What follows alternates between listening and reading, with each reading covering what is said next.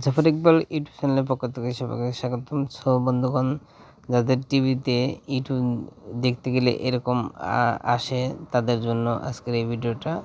So এখানে আমাদের একটা জিমেল অ্যাকাউন্ট অ্যাড করতে বলছে। সো জিমেল অ্যাকাউন্টটা কীভাবে অ্যাড করতে হবে সেটা আমরা দেখব।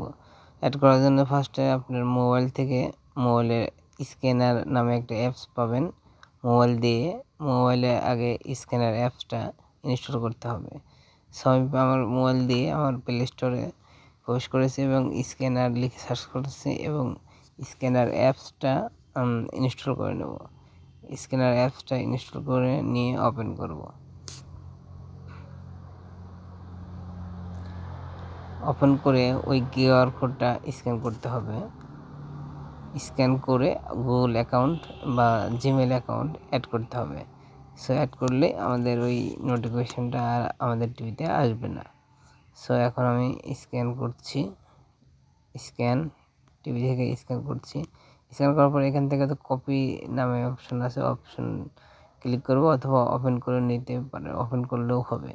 সো তারপরে যে কোনো একটা ব্রাউজারে এটা পেস্ট করে এই লিঙ্কে প্রবেশ করলে আমাদের গুগল অ্যাকাউন্ট লগ ইন করার অপশন চলে আসবে। লিঙ্কটা আমি কপি করে করছি, ওইখান থেকে ওপেন করেও করতে পারবেন।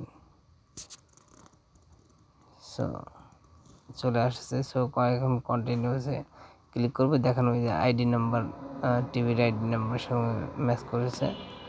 সো এখান থেকে জিমেল অ্যাকাউন্টটা লগ ইন করে নিতে হবে।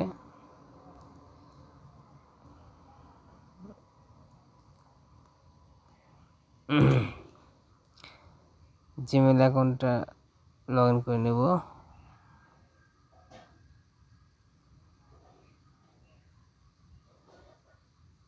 জিমেল অ্যাকাউন্ট বসিয়ে দিলাম, আমি আমার জিমেল অ্যাকাউন্ট বসিয়ে দিলাম, দেওয়ার পরে নেক্সট করে দেব। দিয়ে জিমেল অ্যাকাউন্টের যে পাসওয়ার্ডটা এখানে টাইপ করে দিব।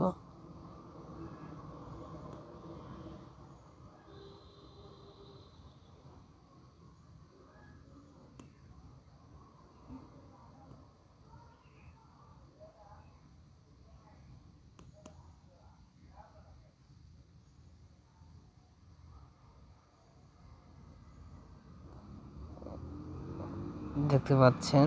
সো এখন আমার কানেক্ট হয়ে গেছে, successfully device connected. So device আমার কানেক্টেড হয়ে গেছে ইউটিউবে। টিভিতে আমার জিমেল অ্যাকাউন্ট লগ ইন হয়ে গেছে। সো এভাবে খুব ইজিলিভাবে জিমেল অ্যাকাউন্ট লগ ইন করতে পারবেন। সো দেখুন টিভিতে এখন অটোমেটিকভাবে ইউটিউব চলে আসছে।